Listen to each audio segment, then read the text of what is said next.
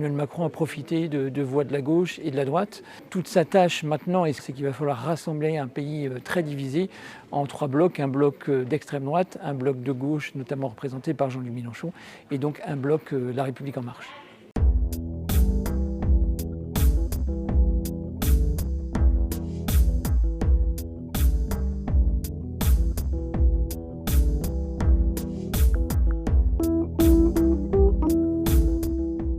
À cette heure, Emmanuel Macron recueille à peu près 58,5% des suffrages.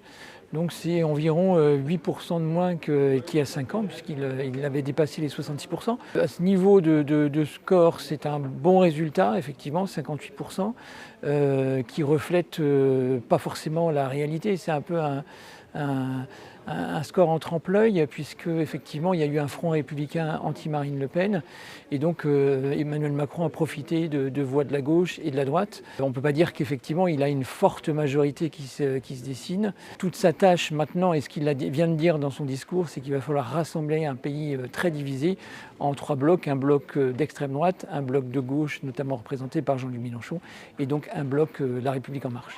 C'est historique parce que c'est le premier président de la Ve République à être réélu sans avoir connu de cohabitation. L'histoire, on se souvient que Jacques Chirac et François Mitterrand avaient eux connu une cohabitation. Donc effectivement, c'est historique pour Emmanuel Macron. C'est un bon score pour Marine Le Pen. Elle était à 33% il y a 5 ans et elle dépasse les 40%. Donc effectivement, c'est une vraie force d'opposition qui se dessine à l'extrême droite. Elle a déjà été battue à 3 reprises, donc en 2022, 2017 et 2012.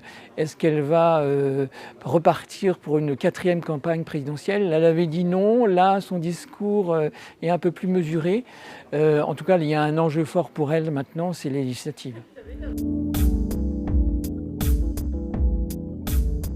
Pour Emmanuel Macron, donc on va attendre l'officialisation des résultats d'ici à mercredi par le président du Conseil constitutionnel. Ensuite, Jean Castex devrait présenter sa démission et celle du gouvernement. Donc il va falloir qu'Emmanuel Macron compose un nouveau gouvernement. Il y aura aussi la cérémonie de réinvestiture qui doit avoir lieu avant le 14 mai. Et puis l'autre échéance la plus importante, le 3e tour, ce sont les législatives qui se dérouleront normalement les 12 et 19 juin, s'il n'y a pas de dissolution avant. Et là, effectivement, Emmanuel Macron peut espérer avoir une majorité, mais sera-t-elle aussi forte qu'il y a 5 ans? Pas sûr. La gauche, elle, espère s'unir, ce qu'elle n'a pas réussi pour les présidentielles, elle espère s'unir pour porter Jean-Luc Mélenchon à Matignon. La droite, l'extrême droite également attendent avec impatience ces élections. Donc on peut dire que les 2 prochains mois vont être un peu périlleux pour Emmanuel Macron.